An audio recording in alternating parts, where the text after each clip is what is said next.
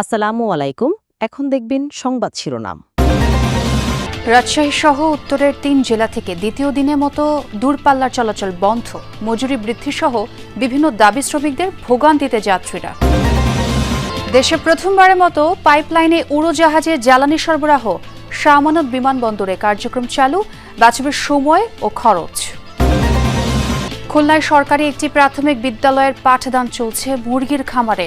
৪ মাস ধরে স্কুলে জলাবদ্ধতা, দুর্ভোগে ক্ষুদের শিক্ষার্থীরা। গাজীপুরে ৯ মাস ধরে নিজ বাড়িতেই অবরুদ্ধ এক পরিবার। চারপাশের জমি শিল্প প্রতিষ্ঠান কেনার পর থেকেই বন্ধ আসা যাওয়ার রাস্তা। আসসালামু আলাইকুম। এতক্ষণ দেখছিলেন সংবাদ শিরোনাম, এখন দেখবেন বিস্তারিত। ন্যায্য মজুরি সহ বিভিন্ন দাবিতে রাজশাহী, চাঁপাইনবাবগঞ্জ ও নাটোরের দূরপাল্লার বাস শ্রমিকরা ধর্মঘট পালন করছেন। এতে এসব জেলা থেকে বন্ধ রয়েছে ঢাকা, চট্টগ্রাম সহ বিভিন্ন রুটের বাস চলাচল। বিকেল ৩টায় ঢাকার গাবতলীতে বাস মালিক, শ্রমিক এবং যারা রয়েছে তাদের একটা সভা হওয়ার কথা। আলোচনা সভায় আসলে সেই ধর্মঘট চলমান থাকবে। এখানে নাটোর বড় হরিশপুর বাস স্ট্যান্ড এলাকায় এসে যে বিষয়টা দেখেছি যে শুরু সকাল থেকেই দূরপাল্লার যে যাত্রী ছিল তারা বাস স্ট্যান্ডে এসেছেন, এসে কিন্তু ভোগান্তিতে পড়েছেন। তারা কাঙ্ক্ষিত যানবাহন পাচ্ছেন না। শুধু একতা পরিবহনের বাসটি চলাচল করছে, দূরপাল্লার বাস। এছাড়া যেই লোকাল বাস সার্ভিসগুলো ছিল সেই লোকাল বাস সার্ভিসগুলো চলাচল করছে। অনেক যাত্রী কিন্তু বাধ্য হয়ে সেই লোকাল বাসেই দুর্ভোগ নিয়ে দূরপাল্লার উদ্দেশ্যে রওনা হয়েছেন। যাত্রীরা যে বিষয়টি বলছেন যে এই বাস ধর্মঘট যত দ্রুত সমাধান হবে ততই তাদের জন্য ভালো হবে। আর এই বাস টার্মিনালে যেই বাস চালক, সুপারভাইজার, হেল্পার যারা আছে তারা কিন্তু এসে একেবারে অপেক্ষা করছে যে কখন এই আলোচনা সভা হবে, ঢাকার গাবতলীতে মিটিং হবে, সেইখান থেকে কি তাদের যে দাবি দেওয়া, এই দাবি দেওয়া যদি পূরণ না হয় তাহলে তারা আসলে এই ধর্মঘট চালিয়ে যাবেন। কারণ এর আগেও কিন্তু বারবার বাস মালিকদের আশ্বাস ছিল, সেই আশ্বাসের প্রেক্ষিতে তারা চলতি মাসের পয়লা সেপ্টেম্বরেই তারা ধর্মঘট তুলে নিয়েছিলেন। 2 দিন বন্ধ থাকার পরে 6 সেপ্টেম্বর আবার ধর্মঘট দিয়েছিলেন। তারপর বাস মালিকরা আশ্বাসে 9 তারিখ থেকে 21 সেপ্টেম্বর পর্যন্ত তাদের ধর্মঘট প্রত্যাহার ছিল। যেহেতু এই দীর্ঘ সময়ের মধ্যেও বাস মালিকরা বারবার আশ্বাস দেওয়ার পরেও এই তাদের দাবি দেওয়া মেনে নেয়নি। এবার কিন্তু এই ধর্মঘটে তারা একেবারে এই কঠোর অবস্থানে রয়েছেন। কিছুতেই তাদের দাবি দেওয়া পূরণ না হলে তারা কিছুতেই এই ধর্মঘট প্রত্যাহার করবেন না, এমনটাই অনড় অবস্থানে রয়েছেন সংশ্লিষ্টরা। চাঁপাইনবাবগঞ্জের পরিস্থিতিটা আমরা বলতে পারি। এখন যে বিষয়টি হচ্ছে যে এই অঞ্চলের যে যাত্রীরা রয়েছেন তারা যে ভোগান্তিতে রয়েছেন, পাশাপাশি যারা এই পরিবহন শ্রমিক রয়েছেন তারাও কিন্তু বারবার একটি কথা বলছিলেন যে তারাও কিন্তু অনেকটা নিরুপায় হয়ে এই ধরনের কর্মসূচি দিতে বাধ্য হয়েছেন। কারণ অন্যান্য আরও কয়েকটি পরিবহন সংস্থা রয়েছে যাদের বেতন কাঠামো কিন্তু এই পরিবহন শ্রমিকদের চাইতে বেশি। তো স্বাভাবিকভাবে এটা একটা বৈষম্যের সৃষ্টি হয়েছে বলে তারা দীর্ঘদিন থেকে দাবি করছেন।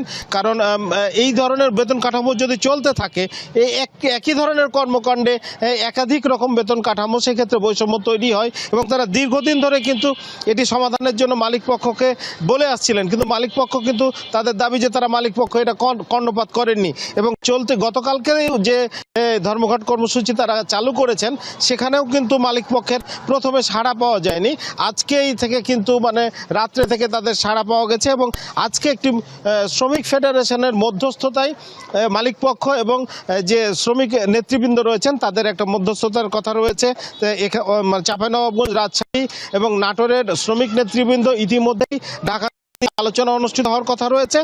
নেতৃবৃন্দের দাবি যে এই ধরনের আলোচনা যদি মালিক পক্ষ যদি আগ্রহী থাকেন তাহলে হয়তো এই সমাধানটা হয়তো আজকে সমাধান হবে এবং যাত্রীদের যে ভোগান্তি বা অন্যান্যদের যে ভোগান্তি সেগুলো লাঘব হবে। আজ থেকে পাইপলাইনের মাধ্যমে চট্টগ্রাম বিমানবন্দরে যাবে জেট ফুয়েল। সকালে পতেঙ্গায় পদ্মা অয়েল কোম্পানি লিমিটেডের প্রধান স্থাপনায় নতুন পাইপলাইন উদ্বোধন করেন খনিজ সম্পদ মন্ত্রণালয়ের সচিব মোহাম্মদ সাইফুল ইসলাম। এর মাধ্যমে চট্টগ্রামের পতেঙ্গা ডিপো থেকে সরাসরি শাহ আমানত আন্তর্জাতিক বিমানবন্দরে জেট ফুয়েল সরবরাহ করা হবে। প্রতিষ্ঠানটির কর্মকর্তারা জানান, দেশের কোনো বিমানবন্দরে এই ধরনের সুবিধা এটাই প্রথম। আগে বিমানবন্দরে ট্রাকের মাধ্যমে তেল পৌঁছাতে সময় লাগত প্রায় 24 ঘন্টা। নতুন এই পদ্ধতিতে মাত্র 90 মিনিটেই জ্বালানি সরবরাহ সম্ভব হবে। 10 থেকে 15 জন মানুষ প্রয়োজন হতো, এখন একজন অপারেটর কম্পিউটারের মাধ্যমে পাম্প পরিচালনা করতে পারবেন। এতে বছরে অন্তত 2.5 কোটি টাকার সাশ্রয় হবে।